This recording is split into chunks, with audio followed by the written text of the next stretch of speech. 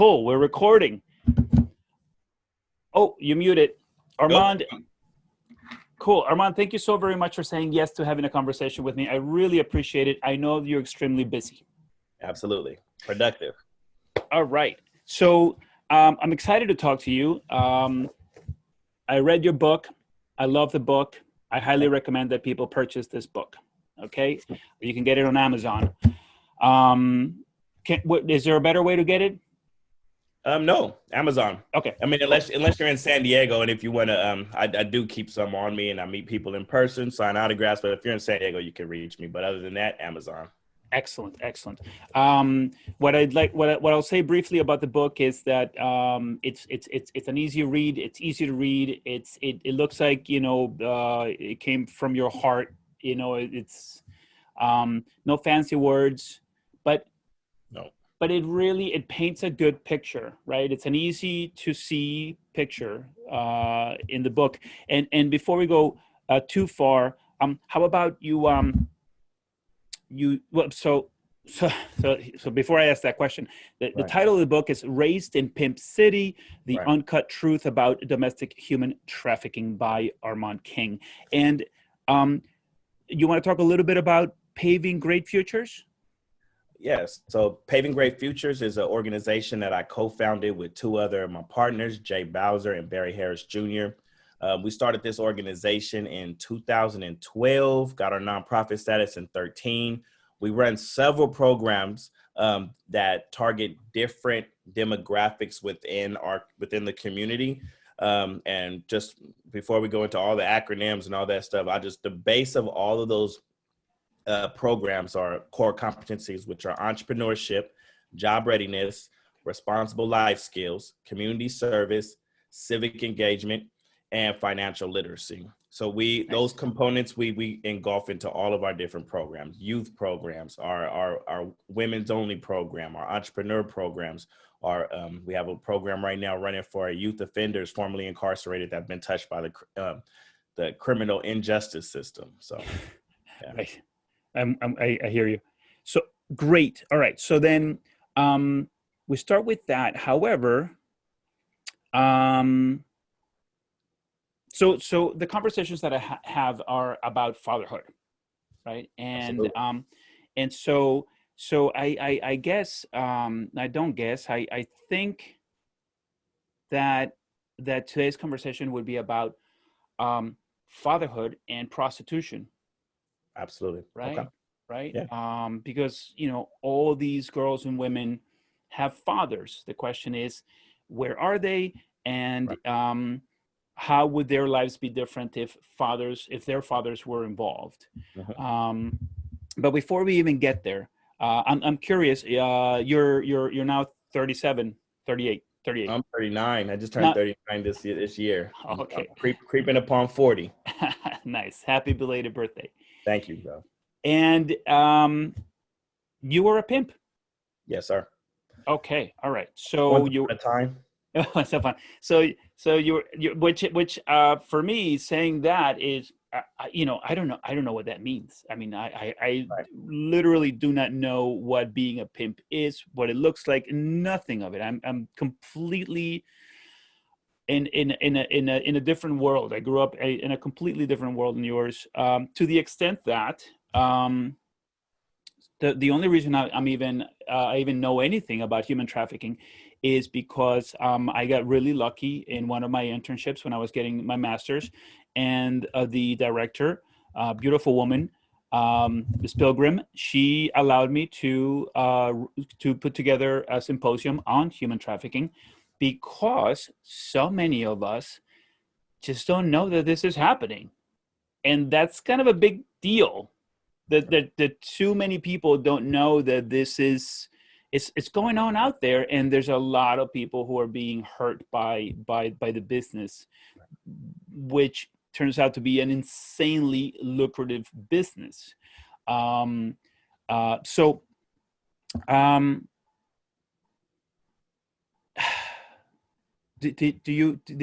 you have children now?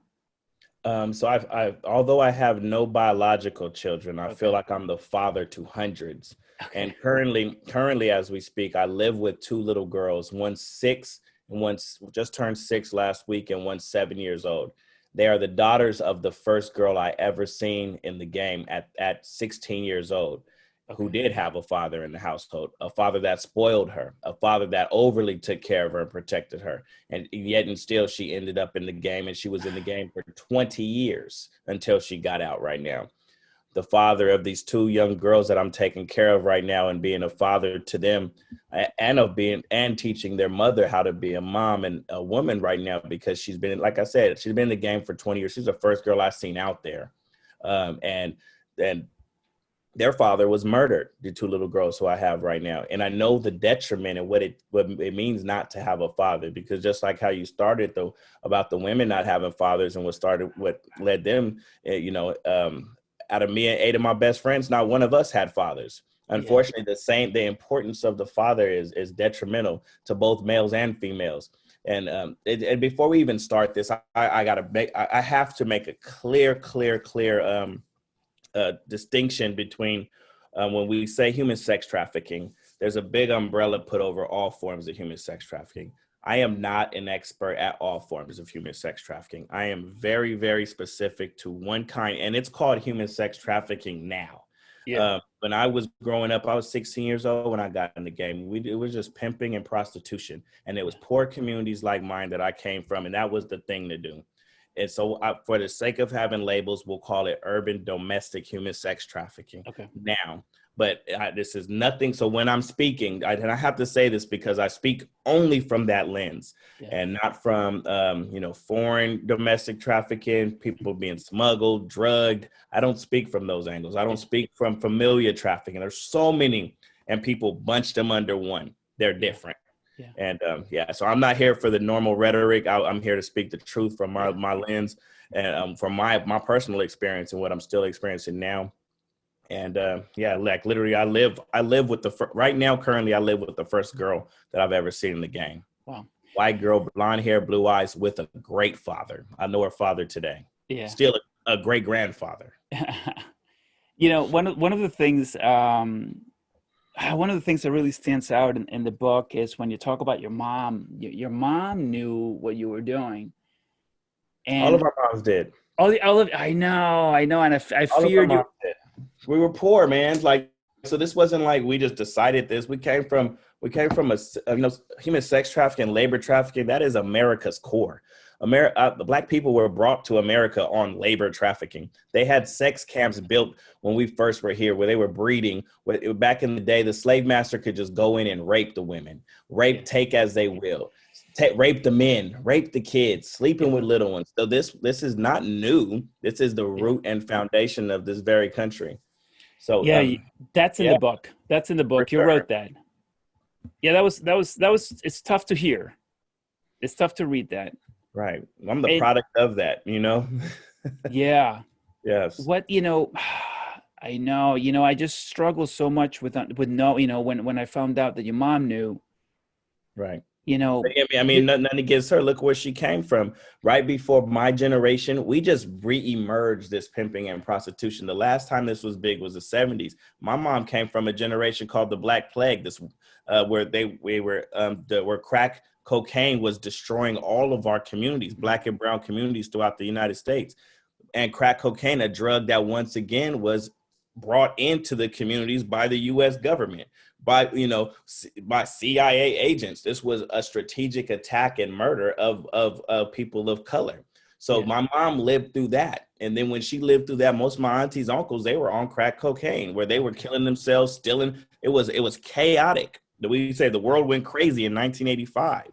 And then after that, my cousins, the generation above me, they started gangbanging and killing each other over the color that they were wearing. Oh. So for us, my mom, now to see that we weren't selling drugs, killing ourselves, what she knew to be detrimental. We weren't shooting each other. We weren't gangbanging. We were actually looking prosperous. We were making money. They didn't know. It sounded good. And it was a way out of poverty. We're pulling up in luxury cars, and we didn't have the ideal people think. We didn't have girls on chains, or the girls were coming in with nice clothes, very respectful. We were respectful. So our mom didn't see a problem at this point. We just came from the Black Plague, from gangbanging. This was something like, it was an easier pill to swallow. And that's why we adapted to it too. It wasn't this chaotic imagery that's being, and once again, not condoning the lifestyle. It was not okay. We just did not know anything better. We thought this was a viable option for our lives, male and female. There was no kidnap, no torture, no drugs.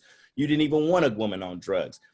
Although people did do this, there was no minors involved. Although every now and then you would occasionally have somebody with a minor, but that was not the case. So for a mom, it was actually a sigh of relief that their son wasn't doing that. Some moms, many moms I knew, really got involved themselves, ran escort services, helped their sons, helped their daughters, you know? Yeah. And by the way, that's in the book. That's in the book. The part about pimps not liking pimps that pimp minors. Oh yeah. That's in the book. It happened though, but that's what. So I say this. You had a good friend. There was a good friend in particular that you mentioned in the book. Right, and recently a really good friend that would have never done it before, because from when I was really involved to now, things have changed with the internet. So you catch more people dealing with minors nowadays. It's just, but it's not as even though this big awareness push is happening right now, it is not as big for our community as it was in the mid 90s, early 2000s. We're on the tail end of it now. We're dealing with a generation that actually got to see what the detriments were. So they're not going down those same pathways. Some are still, because we're still poor. You leave people in poverty, they're going to find something to sell. Right. Come on. The root problem is poverty. People don't want to be a pimp. People don't want to be a prostitute. But if I'm poor and it's the only avenue I have, what am I going to do? So, right. Before we go too far into this and we lose some people, what answers do you come up? What answers have you come up with to, I don't know, to slow down a prostitution, to keep men from selling girls and women and men? Is there? Okay, what about this? What about what can a parent do, right? What can a parent do? Let's start with a mom. Father's gone. Let's start with her. What can she do to protect her daughter? So depending on why the father's gone in the first place. So people got to stop just opening up their legs. Men and not just on the women. Men need to stop just having babies without care or disregard. The parenting starts before the baby is born. Right now, our minds are so wrapped in sex. You just want to bust a nut. You have a baby, and there was never love or a connection between the parents from the beginning, from either side. And the woman don't expect this man, especially in our community, don't expect this man to be there. You knew you just wanted him for sex anyway. You may have tried to just keep him. This guy just wanted you for sex. He was no good when you met him. You already knew these things, but yet and still you brought this baby into this world. Yeah. It starts there. And then the parenting begins, say you do have a baby. Now the parenting begins in the womb. What are you feeding your mind? What food are you putting in your body that's given to this baby? Are you angry and mad at the dad now because you have this baby and he's gone now? So you're feeding negativity and anger and all of this into your baby, this self-hate to your baby. Your baby's mind's being developed in the womb. Now this baby's brought to the world. Don't let it be a man that somewhat looks like his father that's not there and you're treating him different. You're talking about him. Don't let it be a girl who's now watching you bring different men in and out of the house, who's watching this to be okay. Don't let your daughters and sons are smarter than ever. They're watching and observing everything. So they're seeing that you may just have a man that's paying the rent or helping out. And you're seeing, oh, that's okay. You don't even really like each other, but he's paying. So you're already equalizing. It's okay to accept funds to have a man around. Don't let it be an abusive man that's in the house. So you got a bunch of scenarios. The parenting starts with the parents, whether you have that man in the household or not. And so let's take it back before the baby's born. Choose your spouse correctly from the beginning. Get to know the last name first, not just on this hot, we're drunk, we're high, we're having sex now. We look cute at the club and you can't get control, self-discipline, control your lower desires from the beginning. If you really want this to happen and, to raise a kid correctly, And we pushed the line out here. We have, me and my friends, we had a movement called No Deadbeats in the Set, meaning, you know, stop accepting dads that aren't being there for their kids. You cannot be my friend. Right. Yeah. Cannot be my friend. Yeah. And I'm gonna hang out with you. Yeah. And I know you're not taking care of your kids. I'm guilty too. You better get your ass. How come you have on new shoes and your kids don't have on new shoes? Yeah. You know, check your friend. This is how we stop this and start turning around. So it starts from the beginning, bro. Yeah, that one it resonates a lot with me. You're the second person to say that to me. I will not be friends with people who behave that way. Who are not there for. A deadbeat doesn't have to be just a man. There's some women, a lot of women deadbeats too. You know, using their kids for a check, using their kids. Oh, the dad can't keep. There's a lot of women there's many women out there that will keep their kid and use them as a tool to because they're angry with the man. They'll use it as a punishment. Oh, you can't see your kid now. No, that kid needs to have that man in their life, male and female, regardless of you guys just having sex and not working out. Don't take that out on that child. That child's life is more important than your spite for that individual. Right. Yeah. And then, dude, the guy, you keeping this kid out of your life because you don't like the baby mama because you feel tricked that you had baby, because you feel like now you're caught up. Now the kid is the one that punishes. Once that child is born, you need to put yourself aside because you're the last on the list. That child is first. Right. And that's how we stop this. You know, that's how we and then when part of your question, you got to educate your kids. They're not dumb. If you don't tell them, and then you can't sugarcoat stuff, don't kind of tell them. There's this thing called YouTube that if you even kind of spark their interest, they're going to go look up and find out on their own. And now you don't know who's teaching them now, because there's 1,000 videos on prostitution. There's 1,000 videos on pimping, and they will learn from someone else. Okay. So tell them the real, show them, educate them on the threats that are out there. And then there it goes. Yeah. That's how we end it. Real education, and not this glamorized stuff that doesn't even relate to them, especially people in my community. If you Google image the word prostitute or human sex trafficking, you're going to see a bunch of 12-year-old, 13-year-old white girls with bruises on them and X's on their face. A girl's not going to register with that. Not from my community. That doesn't look like me. That's not something I'm in. Me and my boyfriend just go make money. Or in our cases, a lot of girls are out there making money on their own because it's still cool, still glamorized. Right. Without a pimp. Right. Yeah. And that's also in the book, you know, how the internet or technology has made it so that a lot of women can do this on their own without a pimp. 100%. Yeah. So I think you answered the question about a father. So a father is at home. He has daughters. You have daughters, right?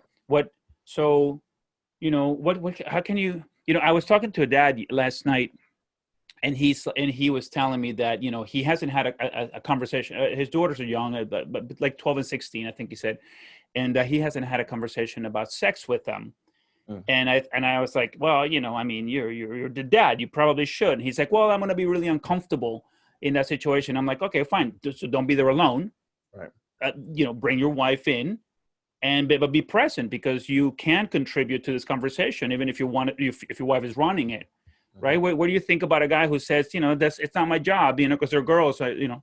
So it may not be your job, but it's your job to get the conversation out there. Like you just said, you might facilitate, you may or not be there, but auntie, big sister, mom, make sure it happens. If you're not comfortable, I understand not being comfortable, but I would hope that you were comfortable, because sometimes they're going to receive things different from a man, from a woman. So if you're there, like, especially me, if I had a talk when I'm talking to young women, I'm coming raw, like how this is what I'm telling you, this is what guys are thinking, because I'm that guy. I was that guy.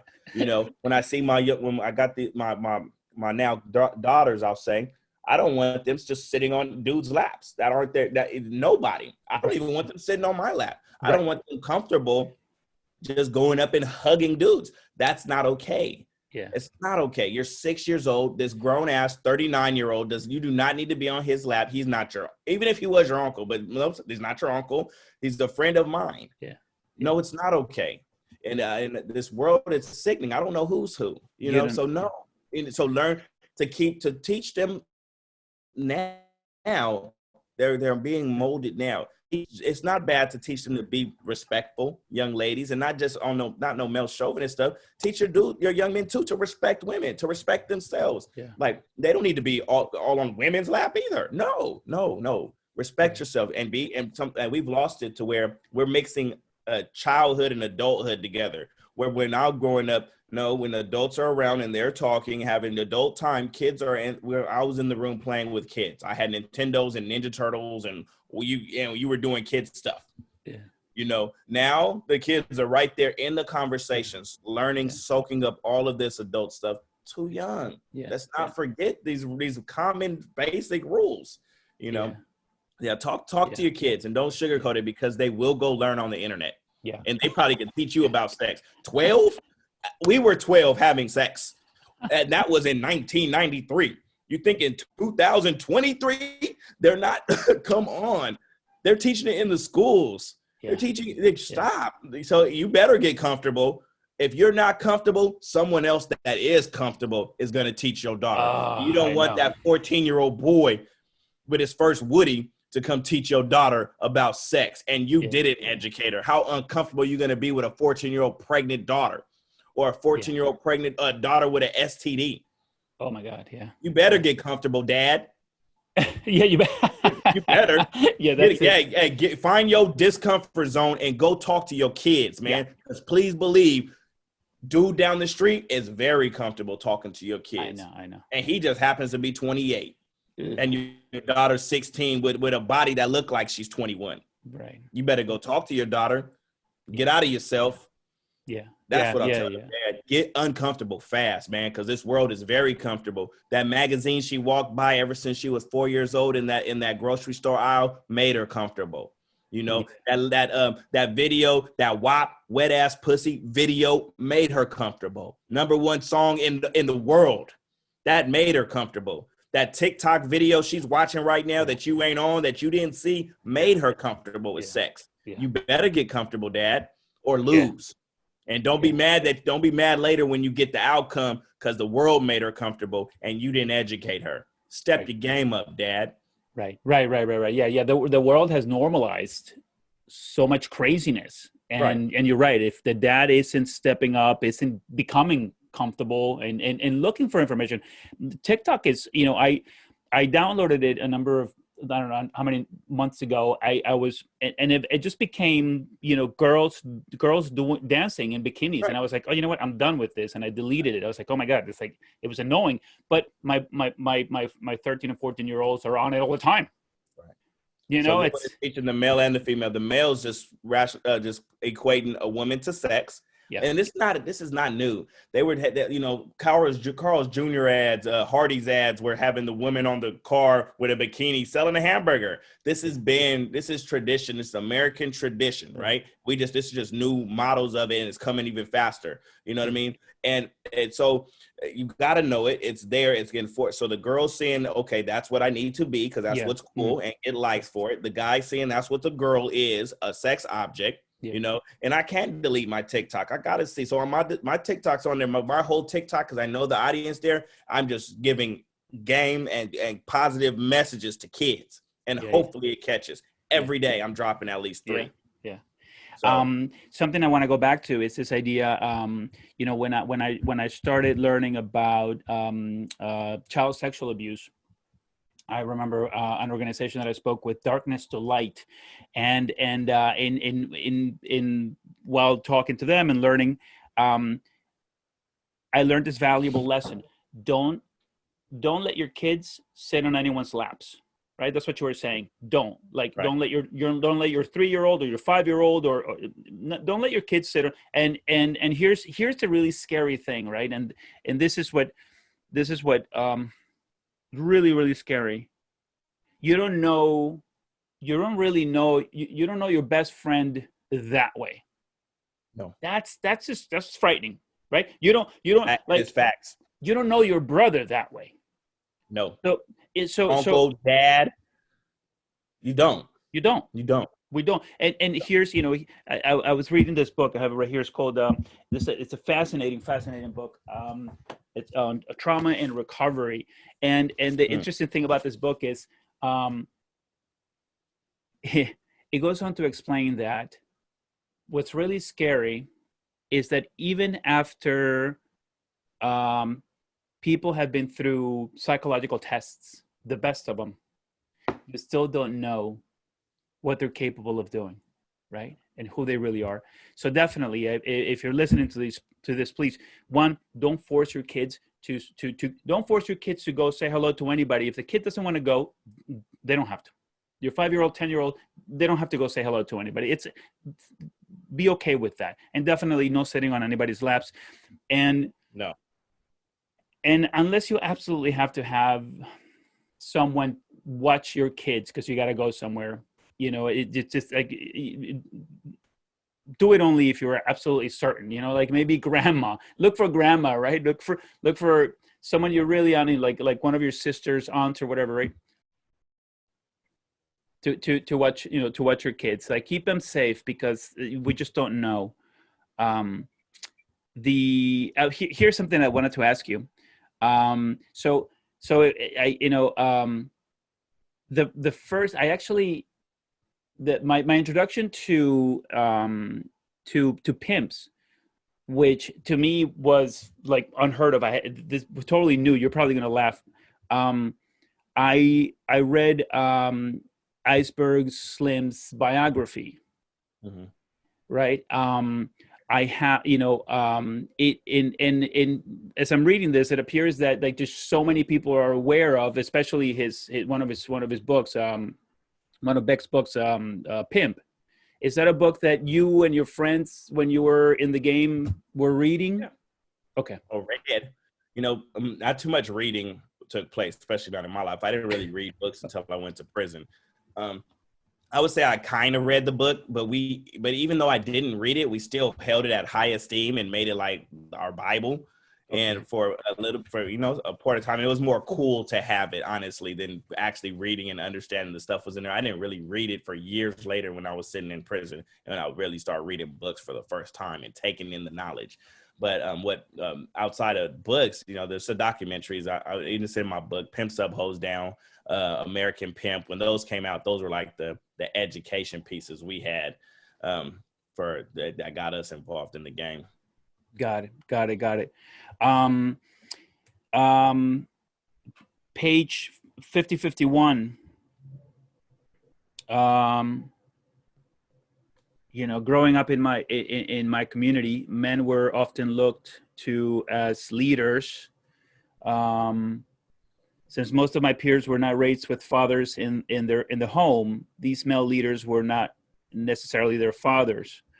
They were dope dealers, gangsters, and pimps. That's what you were talking about. Right.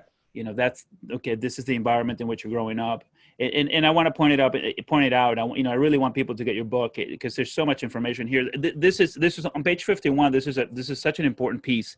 As I was asking you about, how does a mom and a dad protect their daughters and their boys? Love is a tool often used by the pimp to manipulate a woman into prostitution and to maintain her compliance. That is heartbreaking. Right. So but to be able to even use that tool means it was probably missing in their family. Right. So that's it. It was probably missing from their father. It was probably missing from their mom. Who knows? Because a lot of these are root issues. If they were loved, if they were even taught what love really was, there's a lot of missing stuff from childhood that made women susceptible to falling for the tricks of men who also weren't loved and did not know what love was. So as you got a bunch of confused people, and it's easy. Like I still to this day, like I know that mind frame, and I deal with a lot of youngsters. We have a lot of different programs, and I'm like I'm scared almost. If this young lady was to get with the wrong person right now, Yeah. she's gone. Yeah. She's gone. And it's that's that easy. So these things are, not that every family's like this, but there's still some a lot of misparenting going on. Yeah. One of the things that I picked up from Iceberg was this idea that, and this is what's really scary, that good pimps are master manipulators. Right. Right? And So are good CEOs, right. And so good this presidents, good politicians.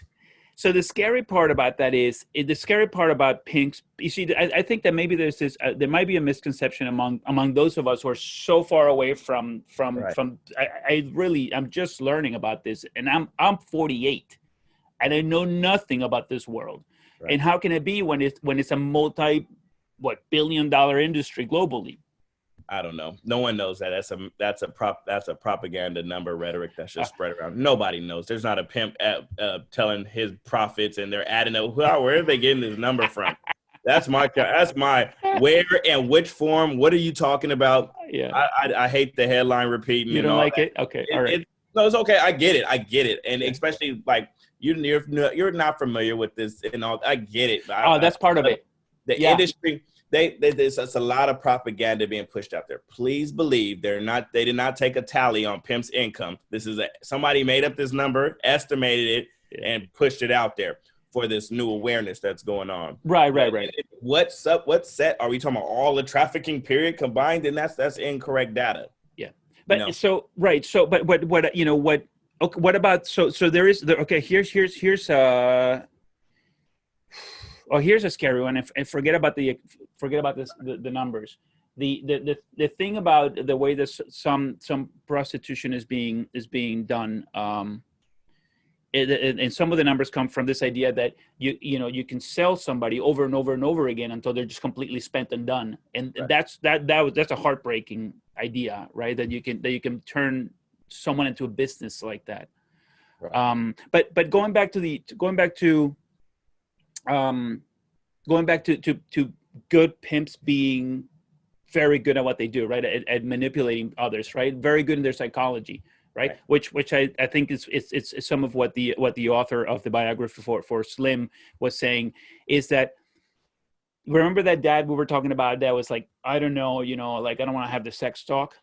It's such a big, what that dad has to understand is that who he's going up against is a masterful person.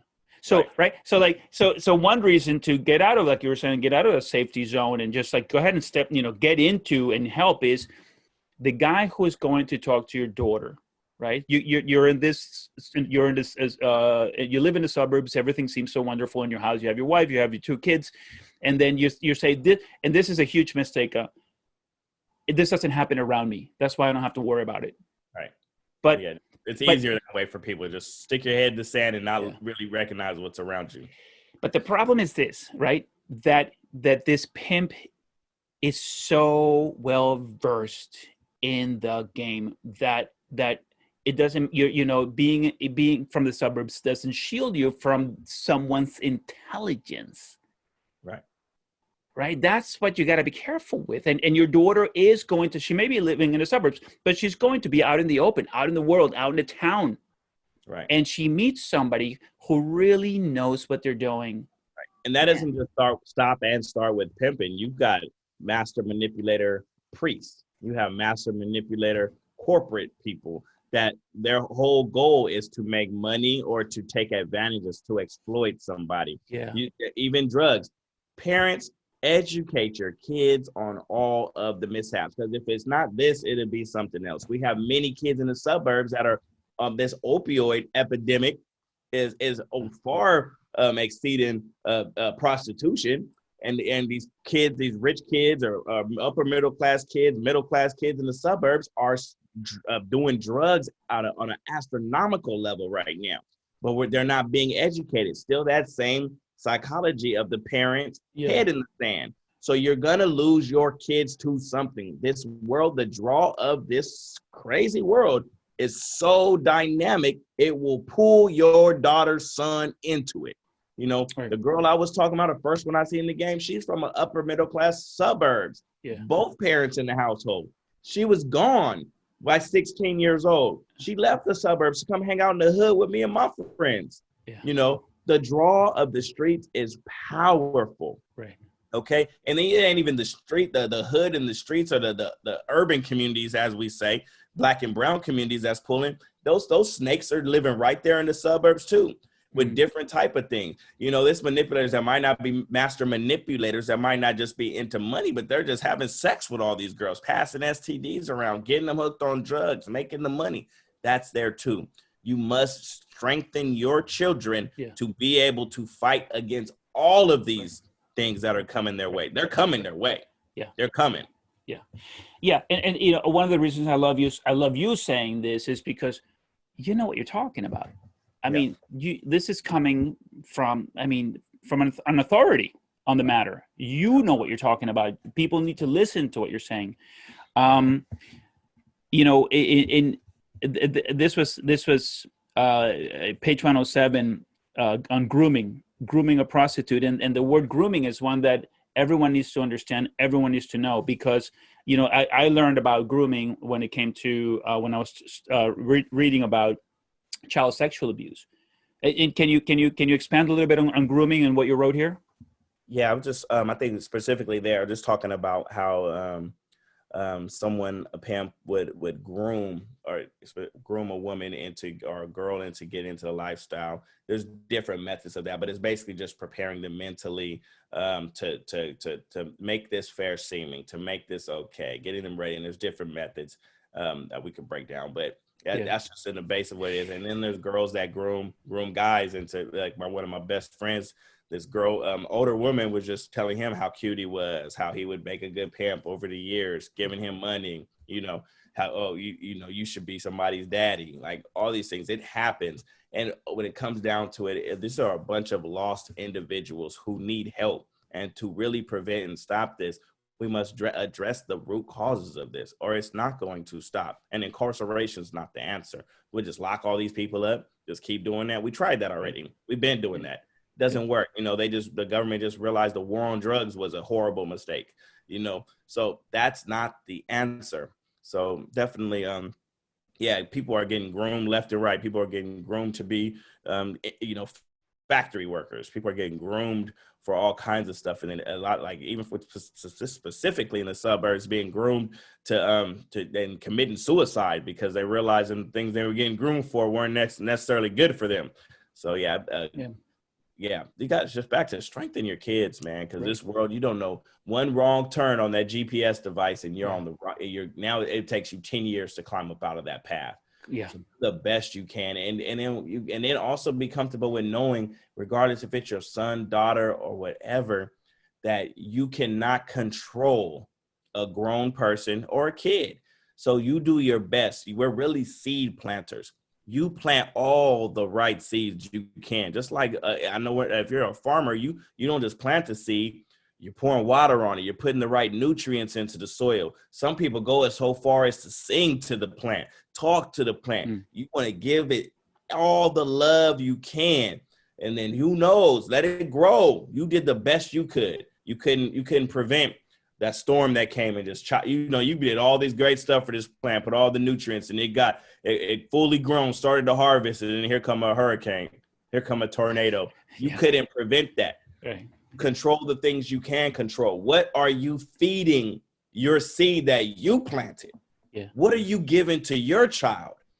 And then don't get mad at the child. You know, what did you do? Make sure you did your part so you can go, I know. Right. I know I did everything I could. Right.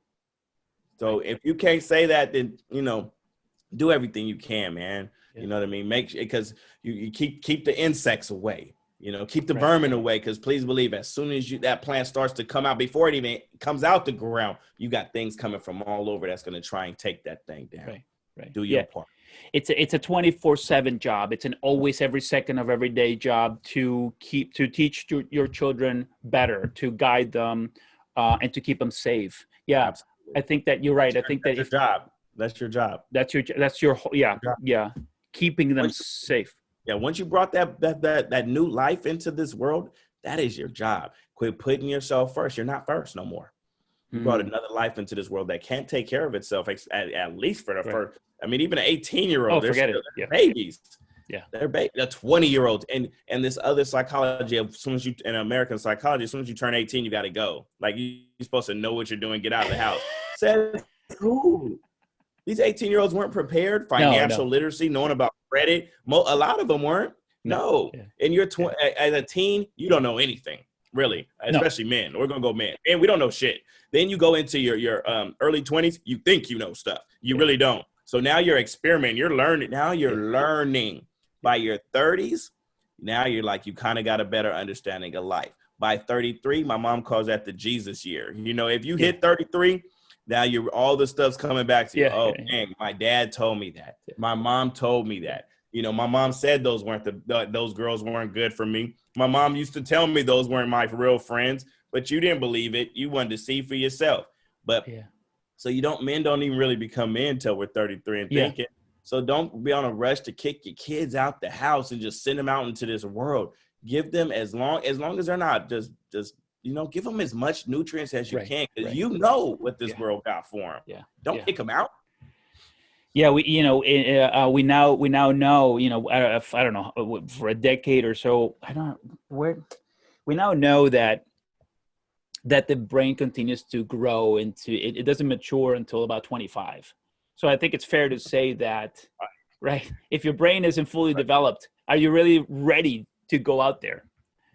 Right. Excuse me, I'm hungry. Do you mind if I eat my sandwich? Eat your sandwich. I'm hungry too, but I can't eat and think at the same time. Oh, yeah. I bet you. Where are you in this world? Where are you at right now? New Jersey, North Jersey. Oh, it's about 3 hours later. You about? Yeah.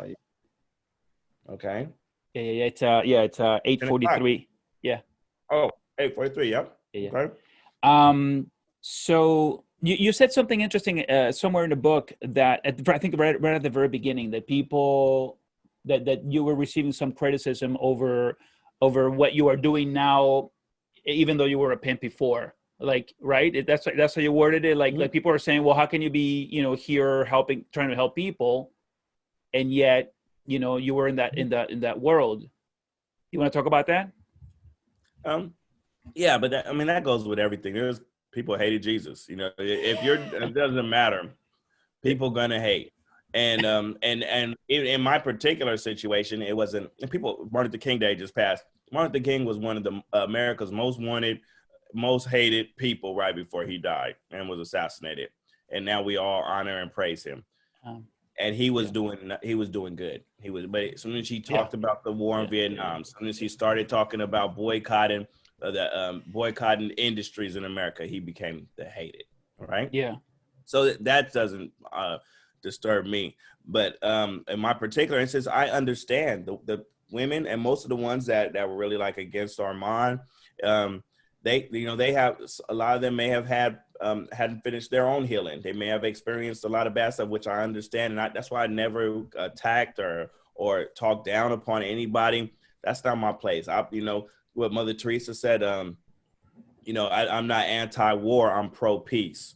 So I don't have to be anti what I'm against, So straight up, never attacked back. I was under attack for a lot of times, getting kicked off of speaking engagements, people writing letters, calling if I had a speaking engagement. I understand. And many of those people became my friends now. Many of these people never had a real conversation with me. But for the first time, there's not too many Armands that have popped up. I'm a former pimp and da-da-da. There's not too many of them. Yeah. So for the first time, I may have represented the person that they've been against or hated or what, and now they have someone to lash out. I don't know, many different reasons. I'm not putting my mind into their minds, but these are some of the things that I've come with. And just some unfaced healing and some trauma that has not been healed. I get it. But that's not stopping my mission, because those that small group that was against me, there's 10 times as many that were for me, women. So I'm for them. I'm even for the people that didn't like me, because I know my intentions. God knows my intentions, and I don't mean anything negative or bad. And I had to learn too, because I was stepping into some places I shouldn't have been in, but I didn't know. I had to learn. I'm still learning. I'm a baby in this. I'm a student. So I'm not above correction either.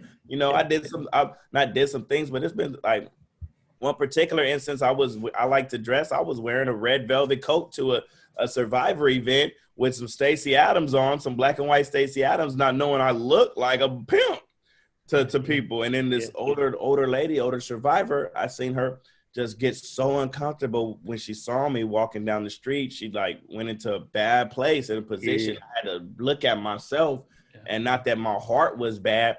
That's what they say, blame it on my mind, not my heart. I didn't think. But I'll never do that again. I had to learn. So, and in some places I don't need to go to. Like I know this now. So, but never out of malice. Never did I do anything intentionally to hurt anybody. I'm only here to help. And at this point, I don't even want to go to none of these events because nothing has changed. I've been in this for four or 5 years. This anti-human sex trafficking movement. They're in the same place they were when I started. Nothing's changed. So I don't see the help coming in abundance. I see a bunch of awareness, and we're talking the same stuff with the same numbers, same statistics, and nothing is changing. I'm not with the no change movement. So around here and what we doing with our organization, people's lives are getting developed, changing, they're growing and being bosses, masters, women and men. Yeah, that's what I'm about. The one thing that I really like that you said here was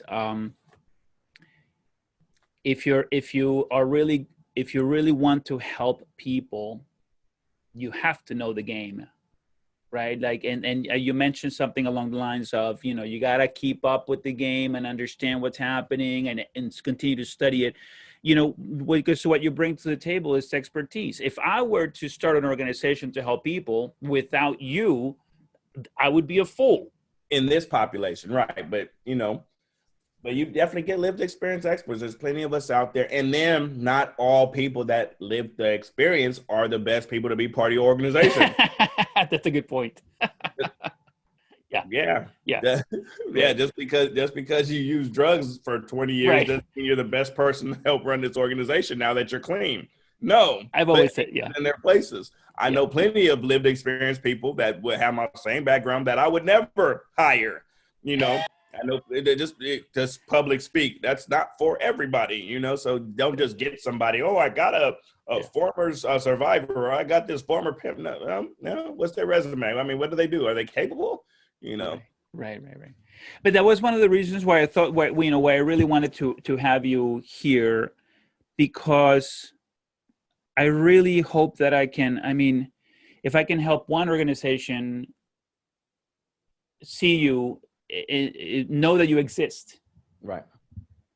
Know that you exist. Then I will have done a little bit. I will have pushed things forward a tiny little bit, because you do exist. You do have the knowledge. You do have the expertise, and you absolutely, everything you say makes sense to me. I mean, you seem to be the right guy for the job, and I hope that people come looking for you and say, hey, we need help. And I think that, as I think about how social work started, with white women wanting to help, the Black and brown communities. Right. If there is still some of that, right? If there are still white women out there trying to, and I've been in organizations that are really, they're ran by wealthy white women. Right. Please look for Armand. Yeah. Right. Because you need him. You need his expertise. We need each other, honestly. Yeah. We need each other. We're all puzzle pieces. We're my analogy I use is the football team. Every role is equally important. The quarterback is just as important as the water boy. If that team didn't have water, you think the water boy insignificant. No, they need water. They need coaches. Some of the coaches have never played the game at all, but they know how to call plays. The owner of the team just finances and gets the finances for the team. The cheerleader's just there for motivation. There's not a role, including the audience. Them players are motivated by that audience, their family, their support system. Come on now. Yeah. Everybody is needed, but not everybody's on the field with the cleats on taking hits. That may be my role. And sometimes people mess up because they want to play every position. This rich white person or whoever wants to, I'm going to get out there, I'm going to go get somebody, and wonder why it's not working. Right. Wonder why they're not connecting. Yeah. That may not be your role. Not that you're not important. We need you. I don't know how to type. There's a book out with the message. I didn't type that. Okay. I didn't edit that. My spelling and grammar is horrible. Okay. But it took a team to produce that literature that's now helping people. I had a woman just write me the other day from prison, or she just got out and told me the book was introduced to her in there and it changed her life. Yeah. That's needed. So it took a team. You know what I Yeah. mean? Ricardo, Yeah. he had to, bro. Yeah, that's such a good point, man. We're all needed, bro. All of us. Yeah. This podcast we're doing right now, this vlog, this information that's getting out, it's needed. Who knows who Right. your audience, who this may touch? You know, who knows? You're doing your job. The pimp's mother. Mm. Almost any man that has had the privilege to have been raised by his mother tends to honor her, respect her, and put her up on a pedestal. The manner in which a man looks at a potential mate can be directly connected to the way his mom was viewed and or the relationship that he may have had with his mother. This is also true when it comes to a pimp and the way he views the women he's working with. Pimps that have good relationships with their mother oftentimes take care of their girls. That was like, wow, man. Yeah. I mean, yeah. That goes to all forms, all businesses, all types of industries. Like, it's back to parenting. It didn't matter what the occupation is the kids are in. If a construction worker grew up seeing his dad beat his mom, alcoholic, he's more than likely going to beat his mom or beat his wife. Yeah. You got law enforcement officers out here that go home after they shift and go beat their wife. NFL players that go home and beat their wife. Corporate people, business executives that go home and beat their wife. Yeah. You know, and 9 times out of 10, they came from a cycle of seeing that happen as a kid. We repeat what we see. We emulate what was in our life. Yeah. You know, so if this person I've never hit a woman in my life. I've never pushed, pinched, slapped, snatched a woman in my life. I've never saw that in my life growing up as a kid. Right. I saw my mom hit my dad, but my dad would never. He was very abusive verbally. Okay. He was very evil man, but physically never seen that. My relationship with my mom was tight. We're tight. That's my best friend right now. Yeah. So I can directly relate that. My friends, my close friends that I've seen that were violent towards women, because I have had friends that were, and I know their history as a kid, and they were violent, being abused as kids. Yeah. You know? Yeah, that's correct. It's so it doesn't matter what the job or title is later. How you're brought up is you emulate that, and it's brought. And we know there's statistics on that. You know, just how alcoholism is passed down. You know, things like that. Substance abuse is passed down. These are learned behaviors. They were normalized. Yeah, normalized. We the parents are the beginning and the end to a lot of this stuff that we're trying to stop right now. Right. Yeah. And like I said, it starts from before you have sex, before you choose to be or don't choose to bring this life into this world. Right. Make your decision, make your next move your best move. Don't just let your under parts lead your life. Yeah. Because then you have that oops baby. And you don't really like the mom, but you didn't know it because it was just sex at the time. Mm-hmm. Or you don't really like this guy because it was just sex at the time. And you wanted him for reasons you made up in your own mind. Now you have a baby here. Yeah. That's feeling all of that. That's not wanted. The part that kills me about that is condoms are just so cheap and easy to purchase everywhere. And I just, you know what's even cheaper than condoms? Abstinence. Just don't have sex if you're not ready. It's hard to say. It's easier said than done. I'm that person too. Yeah. But the reason I don't have kids right now is because I knew how to wear condoms. Because I'm thank you God, I just knew. Yeah. I wouldn't, and I was really scared in junior high school that it was a class called Enable Education Now and Babies Later. I was in middle school. And they showed us a picture of someone's genital warts that looked like cauliflower from their private part. Mm. That was ingrained in my head, which also goes to teach the kids and show them what's really going on. Right. That's the reason I don't have a bunch of kids around. I've had plenty of sex, but ain't no babies running around here. There's no possibles. Yeah, that Armand lookalikes. That's out. No, I forget how good it feels without a condom. I'll put it on. Yeah. Teach Yeah. your kids the real, the raw. Yeah. Don't sugarcoat Right. nothing, Yeah. because they're gonna learn from their friends. They're gonna Yeah. learn from the internet. They're gonna learn on TikTok. They're Yeah. gonna learn Yeah. anyway. Yeah. Yeah. Abstinence is this is literally the first time I used that word. I can't wrap my head around the idea of using the word. I remember as a teen, all I wanted to do was to have sex, and so that's why I only ever talk about condoms. And they're just everywhere. They're cheap. If you don't have the money, have a friend But lend you some money. Look for an uncle and aunt or somebody. Planned Parenthood is giving you bags for free. Yeah. Go Okay. go there and say, hey, I need some condoms. They're gonna give you a big brown paper bag here. Perfect. Yeah. I guess that's the answer. Look, my entire life I've had, healthy, a healthy relationship with sex.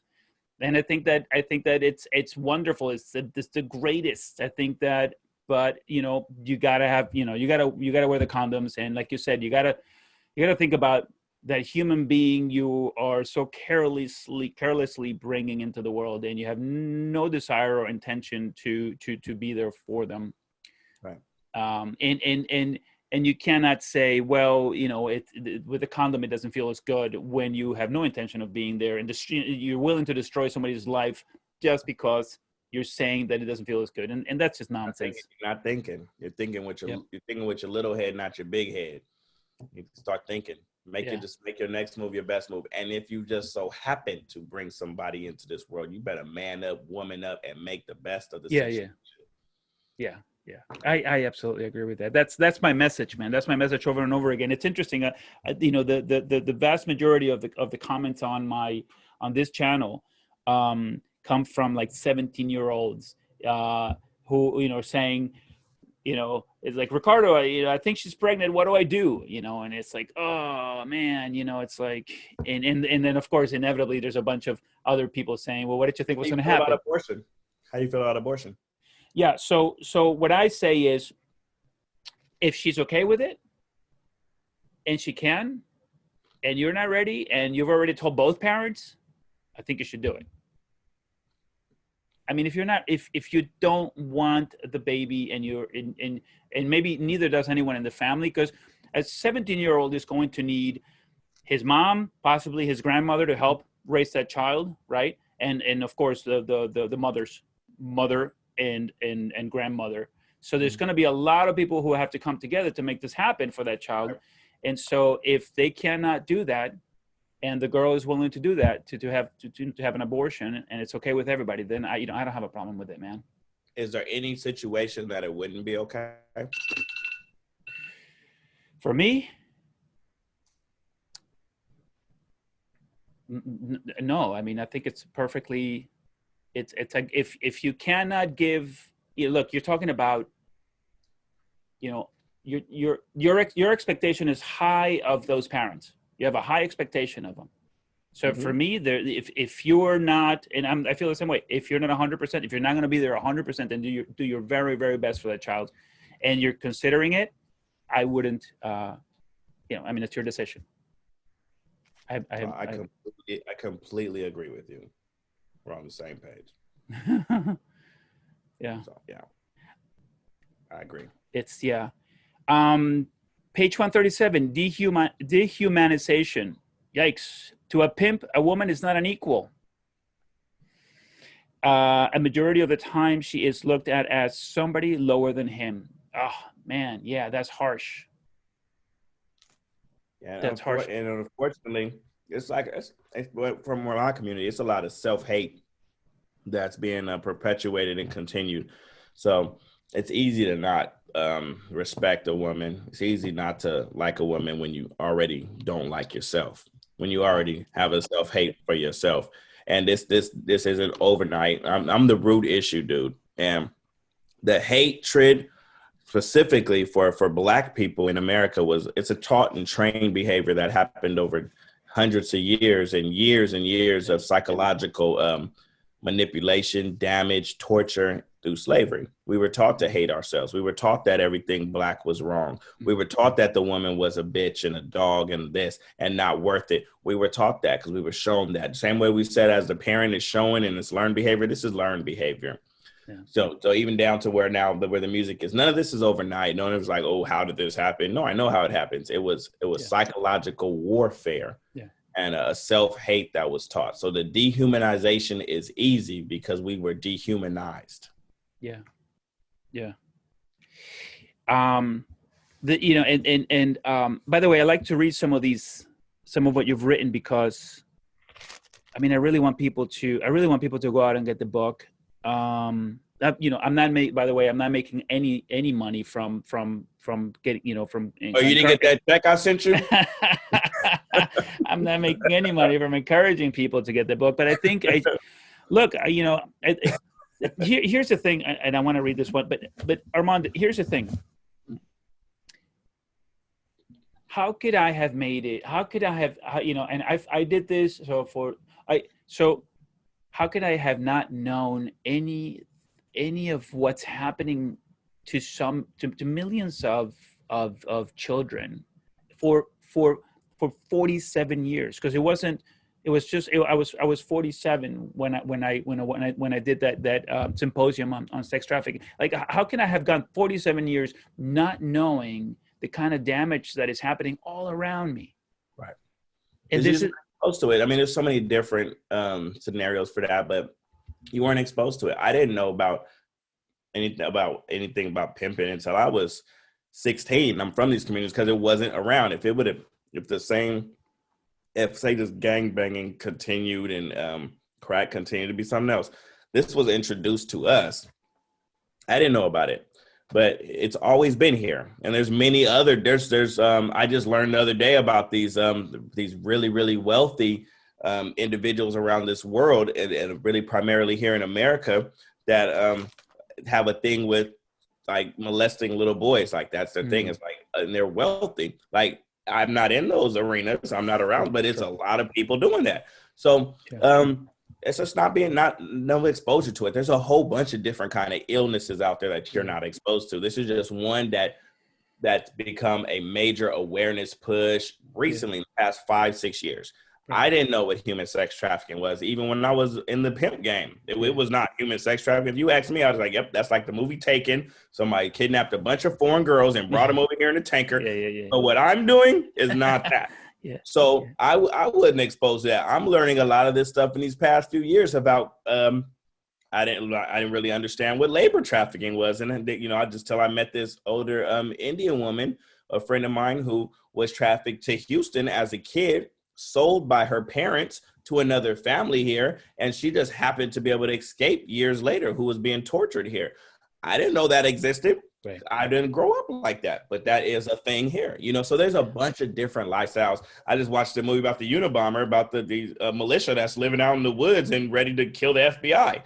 I don't know them. So it's like, I'm saying that to say this, there's a bunch of different things. So it's not uncommon that you didn't know this. All right. In my community, unfortunately, there's a lack of opportunity and resources and exposure to different things. There's a whole bunch of good things that people in my community don't have exposure to or know exist. Don't know about jet skiing. Don't know about, people. We have a saying, and I'm from Southeast San Diego. There's a clothing brand called Barely See the Beach.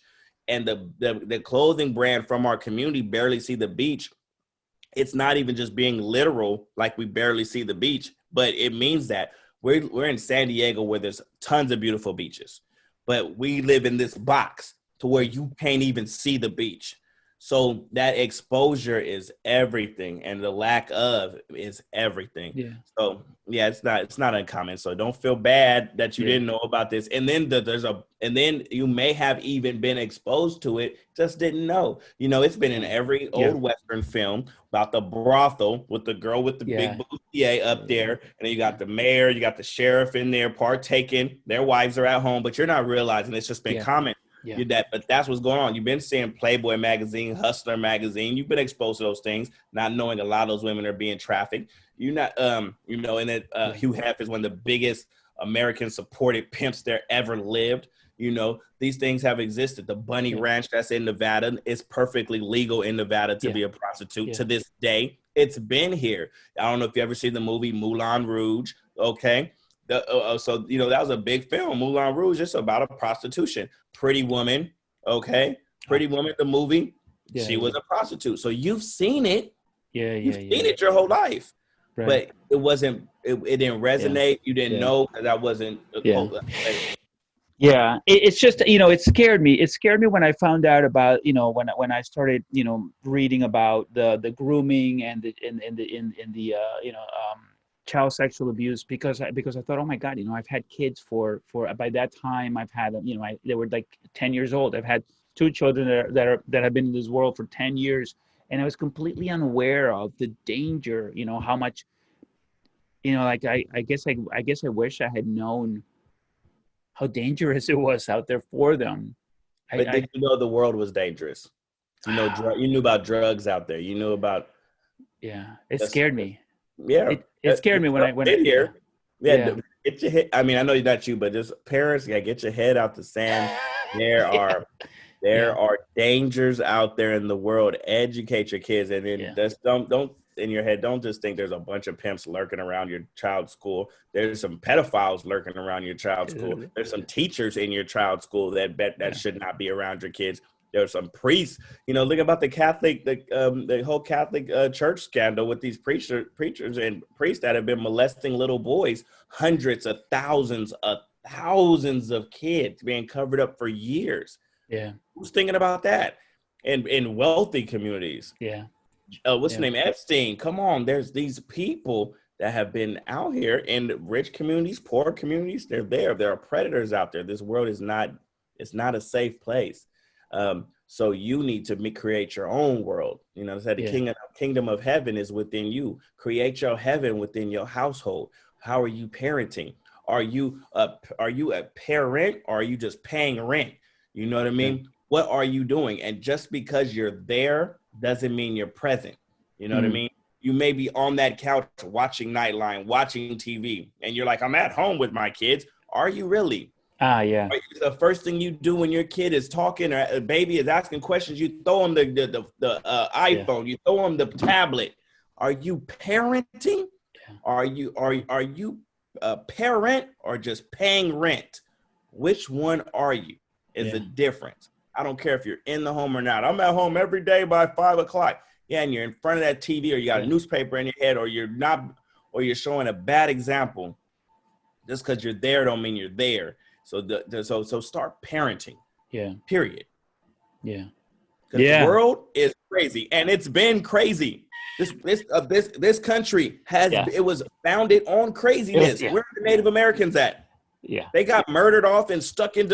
I'm in San Diego. We have more reservations than any other place in America, and I have never in my 39 years seen 2 Native Americans walking down the street, indigenous people walking down the street together. What happened to them?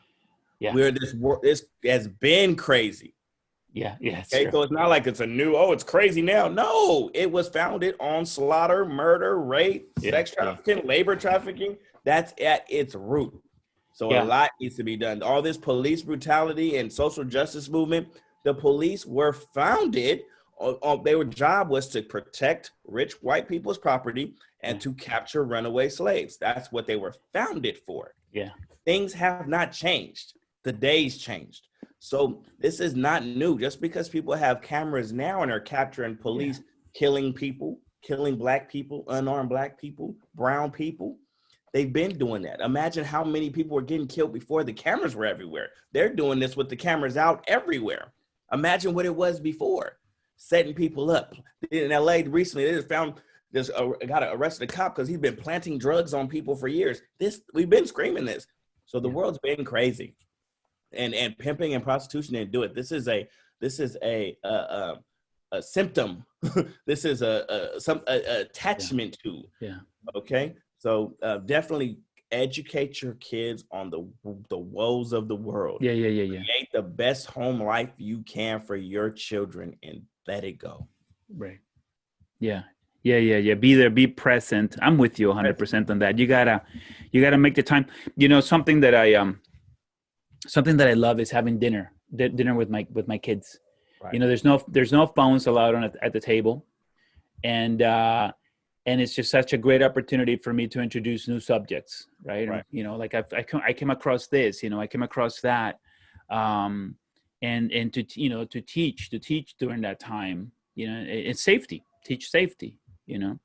Um, 137, if a woman is on your level as a human, you could not have her sell herself sexually to random men. Wow. Right? It just makes sense. I mean, how could you do it to somebody who you think is like you? Right? So Right. you have to explain it to yourself that way. Somehow you must. Yep. And you constantly brainwash yourself. You constantly listen to the music. But all of this, once again, is back to the roots. Right? From a kid, when you walk through that grocery store aisle and you looked at the magazines right there and seen half naked women sell a product. When Yeah. you looked at those commercials, when you Yeah. looked at the Playboy, when you looked at media, when you looked at everything that came from Hollywood, you never, still to this day, women are fighting for equal rights, equal pay, equal treatment in corporate world, in the street world. So to men, women were never ever on our equal level. We weren't taught that. Not that they aren't far superior, because they can and are, but Yeah. we weren't taught that from babies. So dehumanizing, putting price tags on women was taught and trained to us since we were young. And unfortunately, like in my culture and the hip hop culture, they really push that. And then the rappers that are putting this out, they're not in control of the music they're putting out. And when I was growing up, there was a whole conscious music scene that was pushed down and not supported by the big industry that wants us to have the music where women are getting called bitch every other line, wants us to have the sexual innuendos in every line, promoting women. Now to this day, a woman rapper can't get on. We have dope rappers like Rhapsody that speaks positivity. They're not putting money behind her in the industry, but they'll put money behind a Cardi B, a Nicki Minaj that's keeping your daughters looking at her as a role model. Put money behind a Britney Spears and a Lady Gaga. Put money behind sex. You got to be overly sexual to make it as a woman in this industry. And who controls the industry? We look at the people, but who is in charge of these music industries? Who? Because if it was wanted to stop, they could pull the plug. Right. So it's Hollywood, it's the music industry. It's many rappers that I know came out a different way, and they're approached and told, well, if you make this kind of music, they get poor kids, they get poor people that want to get on, they want to make some money, they want that dream. And if you make good music, you're not going to be pushed. Matter of fact, we're not even going to sign you. And then you have other young rappers, young musicians that are just following the big ones because they feel that's what they have to do to get on. So now you have people that are listening, being mentally manipulated to think women are low. And then the men aren't just thinking that, because the women are listening and dancing to the same music. Right. So what is that woman thinking about herself? If that's the good thing, that's what people are liking, that's what's good. So they think they need to be that too. And here goes the cycle. Here goes the cycle. So of course, if you were taught as a man, if you were taught that women could be producers, be engineers, doctors, they always lowered women to us. They never could be. They fought in this American culture. They couldn't even vote. Yeah. Right. That's always been here. Women have been second class, third class. So for real. So this is embedded into our culture, into our society. And then it's just exacerbated with Black people and poor people who are already low on themselves, already taught that they were worthless, already taught that they were what they say. Once upon a time, the law was we were 3/4 of a human being. We weren't even all the way human. That's this country. So I'm not surprised. I'm not surprised. So, and it's just being pushed back to us through the industry, through music, through entertainment. And please tell me I'm wrong. This is what it is with all colors, all shades. We've been taught that women weren't equal to men. We were taught that. Yeah, yeah. And you only know what you're taught. Imagine if you were taught the Yeah. opposite since you were a baby. Imagine. We would be different. But a culture standard was set, and we're just learning from what we were taught. When we were born into this, Yeah. you were a baby, you were innocent at one point. The ideas that were implanted into your head and your heart came from outside of you. Yeah. So Yeah. society needs a complete overhaul, man. You know, Yeah. you can go into the police. You can go into the police force right now and go interview a couple women and ask them how are they treated equal to their male counterparts. Go into the military right now, U.S. military, and ask a woman if she's treated equal. Ask her. It's not just us. It's not just the hood. It's not just a pimp and prostitute not looking at them as an equal.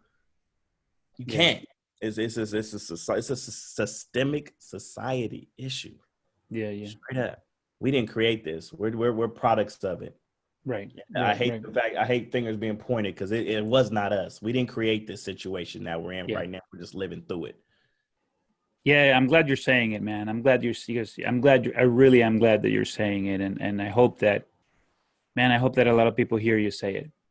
It's important. It's very, very important. Women still aren't paid at equal rates as men today. Yeah. Today, with a regular job, we're not forget the pimping and prostitution. Right. Yeah. A regular job. Yeah. Women are fighting to be looked at as equals now. Yeah. We had to have a Me Too movement. If women were looked at as equal, there would be no need for a Me Too movement. Right. If Black lives ever mattered, there would be no need for people to yell Black Lives Matter. Right. So these are society issues. Yeah. And then what we see with the pimping and prostitution, what we see with police brutality, what we see with social injustices, these are issues. These are symptoms. These are things that have come from the root of an unjust society that made anything other than a white Anglo-Saxon man less than. Yeah, yeah, yeah. If you're any shade less than white, blonde hair, blue eyes, you were the wrong one. Yeah.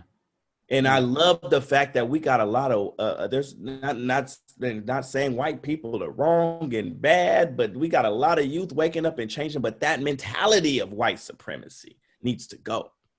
That mentality that kept everything under the man as wrong. That needs to go. And that's where all of these problems come from. All of them in this country. I can't speak on the next country. I don't know. I'm not from there, never been there. But I'm gonna be I'm be very specific. You know. I did 3 years in the federal penitentiary for marijuana at 21 years old. I did years. Never been in trouble before. Marijuana is legal now. I know. And on the stock market. I can't get my 3 years back. No. I should have went to probation. I've never been in trouble in my life, but I did 3 years, been in 9 different institutions from San Diego to Florida. Yeah, yeah. Right? Yeah, that hurts. That breaks my heart, man, when I hear people. Cannabis. That's legal now. That's legal now, yeah. Yeah. Right? Because a man changed the law. Yeah. Made a race and said, okay, now, no, it's cool now. But when you did it, you were bad. Matter of fact, we're gonna imprison you because it was bad. Can I get that time back? Yeah. Lost my brother to homicide while I was in there. I hadn't seen him in 4 years at that point. Can I get him back? Can I see his face? But it's legal now. So society, the system has the issues. Yeah. The products of it. Yeah, no, I'm not condoning pimping. I'm not. But I understand why these young kids of color go into it. They don't believe they can do anything else. And what's presented to them is a sports figure or entertainer. And once that's out of the question, you think you can gangbang, sell drugs, or pimp, because that's all you're exposed to with this bogus education system. They don't even know how to teach the kids. And they slap this, and the parents, we expect the teachers at school to do the parenting, to do the teaching. Yeah, I'm seeing that happening right now. COVID has made it very, very obvious that a lot of parents teachers suck. Excuse me, I'm sorry. So I have kids, and now I've seen some great teachers on the Zoom that keep the kids occupied, and I see some ones that I'm like, oh my God, I see why you're not paying attention to that teacher. They're boring. They don't even know what are you just got a teacher credential, but you're not reaching the kids. And you got these kids whose minds are going a million miles an hour, working on the internet, doing all these things, and you're still coming with this prehistoric teaching. These kids don't want to hear that crap. I don't want to hear it. You're not, but quickly ADHD, some kind of behavioral issue. You stamp them and now put them back in other kind of forms of classes, messing them up when really they're smarter than you. When maybe math is not this kid's strong point. Fuck math, but he's great over here. He's a great writer, great creator. But you're gonna down this kid, this young lady, young man, because they're not good at social studies. The teaching is prehistoric. The education system was set up to train people to be factory workers. Who's working in factories these days? You're not teaching these kids to be entrepreneurs, leaders. Men and women that respect each other. You're not teaching them stuff that they're going to live with and grow with. They're not learning about their finances. They don't. I wish somebody taught me that I was going to mess up my credit if I did A, B, and C. I had to learn that on my own. Robert had to learn that on my own. Robert Kiyosaki spends a lot of that. Come on, man. He spends a lot of time talking about that, how the educational system doesn't teach us about money. It doesn't make any sense. And the parents don't teach the kids because they was taught by the same education system. These kids do not have ADHD. You just do not know how to capture their attention, teacher. I have told my kids for years that if I had the money, they wouldn't be in this school. If I had more money, if I could afford not having them spend, countless, endless, boring hours in this system, I would have taken them out a long time ago.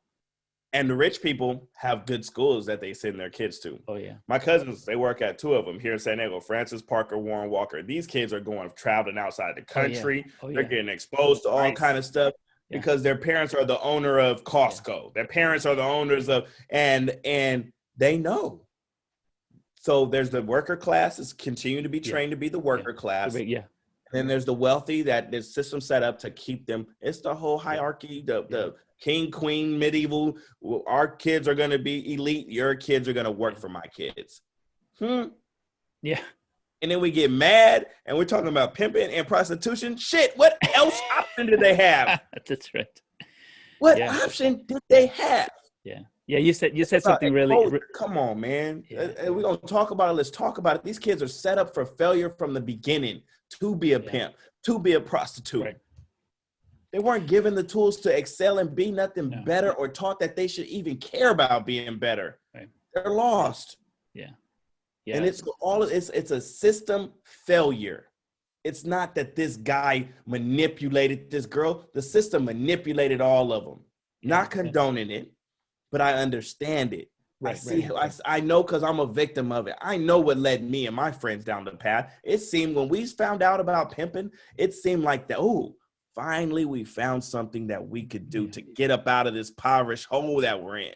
Right. Because I was not going to play sports. I was 135 pounds with no athletic ability. I can't sing, rap. I could dance a little bit, but how far is that going to get me? How many famous dancers do you know? 3 in the whole history of your life? Sammy Davis Jr. Come on now. Yeah. So what now? Yeah, I know college exists and I could go there, but who wants to continue this bullshit education? I don't. That's all I see that is. And it costs money. No, that's not working for me. I don't even have any parents or aunties, uncles that went to college. I don't know what that is. Right? What am I going to do? Yes, I watched the Cosby Show. I seen, as a black man, I could be a doctor or a lawyer. I seen it on TV, but that was the Disney Channel. Because as soon as I turned off that sitcom and went back to my community, I didn't see none of that. Yeah. You're hold on a second. Slow down, Armand. You're dropping. It's a lot of knowledge. You're speaking the truth on a lot of stuff. My only concern is it's a lot. That's a lot for people to absorb. You're speaking a lot of truth. It's just. Hey, sorry. It show you getting steak tonight. I don't know if you wanted baby food, but you're getting steak tonight. I'm tired. I'm hungry. I live this. These are all dead. These are Wow. my best friends. I'm talking for them. Yeah, I'm yeah, yeah, talking for them. And if one person hears this, one person changes their life or yeah, goes help an yeah, individual, yeah, I'm lucky. I'm lucky to be alive right now. I've had 3 young friends in the past 2 weeks get shot. Luckily, they're alive. One died. You yeah. know, and and none of them are monsters. None of them are bad Right, people. right, right, It was right, a right, right. system set up to keep these people in this position Yeah, yeah, from the beginning. My job now is I'm not begging anybody to come help. I'm 39 years old. There's been no cavalry to come yet in my yeah, 39 years. yeah. There's been no influx of money to come in and help change the conditions of that. Right. We're fighting for sidewalks where I'm from. Yeah, We yeah, yeah, wish we had sidewalks yeah, where I'm from. Come on now. So I'm not waiting. I'm not waiting yeah, till somebody you keep locking up the pimps and the girls still they're out here still prostituting. You lock up yeah, the pimp, they're still doing their thing. yeah, You know, the kids, everybody I know who had parents that were a pimp or a prostitute, they all got into life anyway. The yeah, kids. yeah. Okay. So my job, because I know no one, I don't see no one coming to help her, Right. is to be the help. Yeah. And no, I can't disregard someone who says he's a pimp or was a pimp. I got to help them because if I can help Right. them and show them a different way, that, like I said, they weren't monsters. They're not monsters. No one, they just didn't know another way. Right. Right. Right. Let Right. me Right. show them. Yeah. Same tools, Yeah. different program. Me and my Yeah. homegirl, Jamie Johnson, Survivor Leader, we got a book coming out called From the Streets to the Suites, Transferable Skills. We're almost done with it. And it's a former pimp, former prostitute coming together to show the folks. Hopefully we can flood prisons with this and just educate people on the tools that they had in the streets. Yeah. You see how you pointed to earlier, the manipulation that, the best pimp is a master manipulator. Yeah, so is the best CEO. So is Right. the best politician. They Yeah. know how to sway, they know how to say the words right to get Yeah. people to follow them. Yeah. So the same skills, I'll tell you, if a pimp was able to master the minds Yeah. of 5 women, bro, you could run a corporation. Right. Most men can't even master the minds of one day wife, Yeah. let alone 5. That's not easy. No. You're not drugging them up. You got 5 different women personalities, 5 different cycles, 5 different all the time. You're planning, you're doing trips, you're doing this, you're coordinating, you're doing all that. Bro, you need to be running a corporation Right. Right. Right. Right. with Yeah. that skill set. But unfortunately, you weren't taught that you were dope and you had great skills. So Yeah. you applied it the wrong way. Now you got a 20-year bid, or you just Eesh. ran your life ragged and destroyed other lives along the way. Right. But now I'm here to show you, Yeah. we're here to show you, and we're building a machine. Look up Paving Great Futures. We're building a machine right now to find those in the community that can actually be the leaders and help others build Right. or build businesses, Yeah. employ the folks that people ain't employing. Yeah. People with records that just because you got a record don't mean your life is over and you bad. So that's what we're doing. Yeah, man, this is a systematic issue. It's bigger than what the pimping and prostitution and human sex trafficking awareness that they're pushing down our throats right Yeah. now. That's Yeah. why the pendulum has not moved in these 4 or 5 years.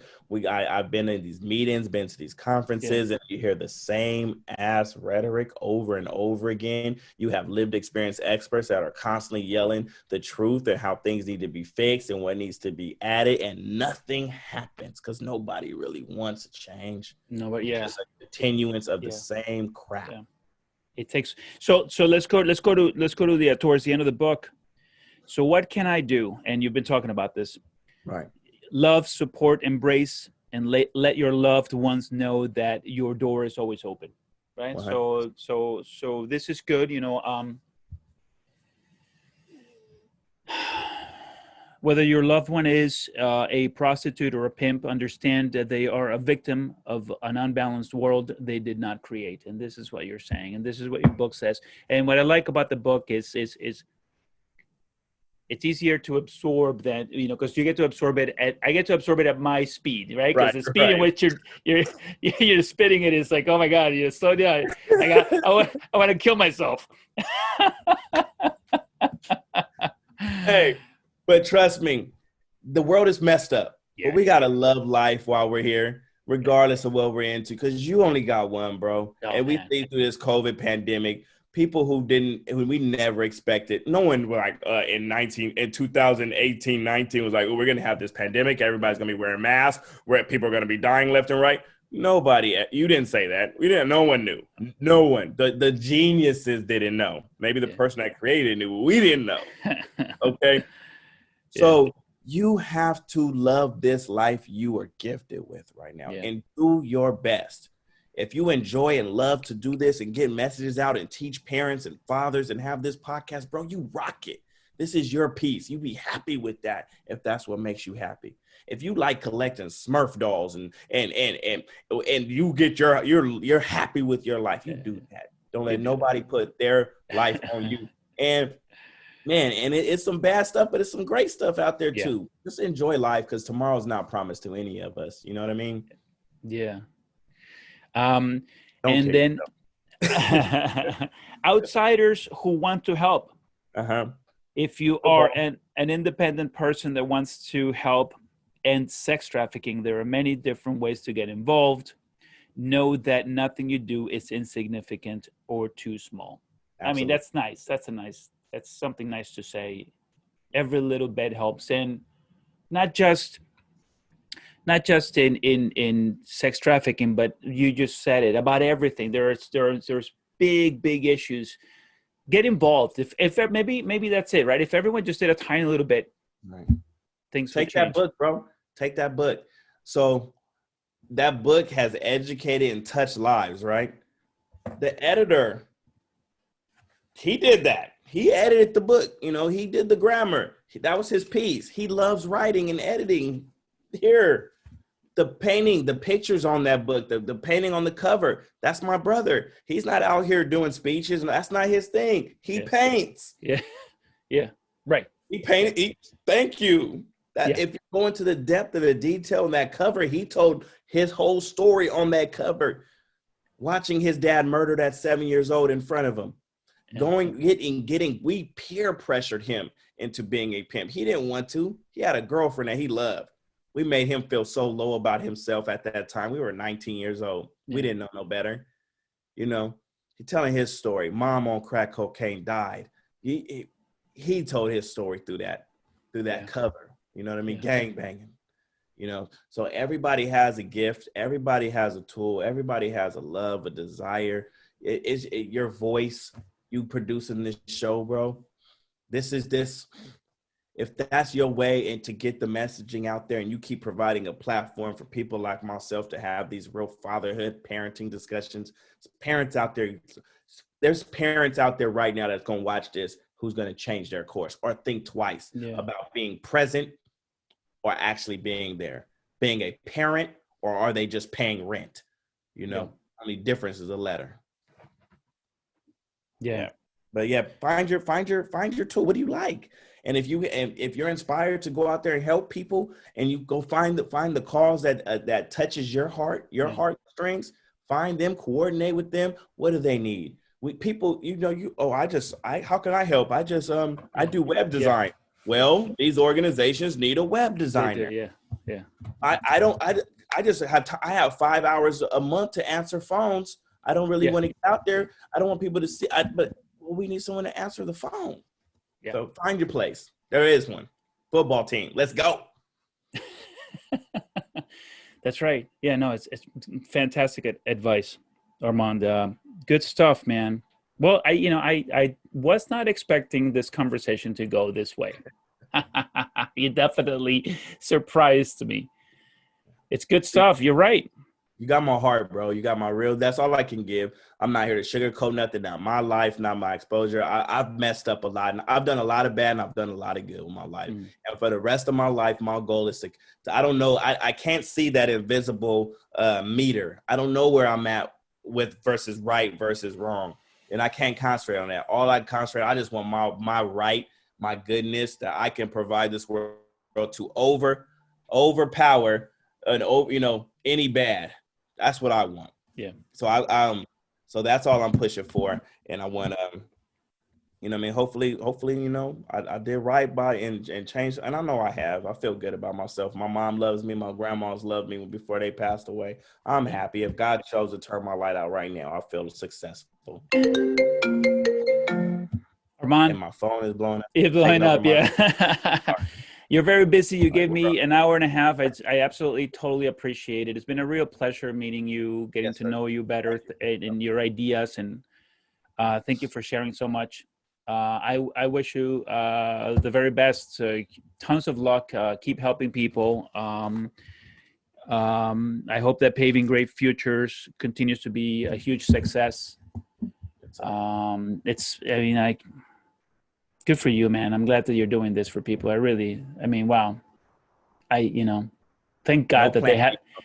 thank God they No have plan. people like you. Yes, sir. Now my job is just to create more of me and better than me, so we can keep this going, because there's a lot of work that needs to be done, and this is not. There's no Yeah. I in team. Okay, they're at me.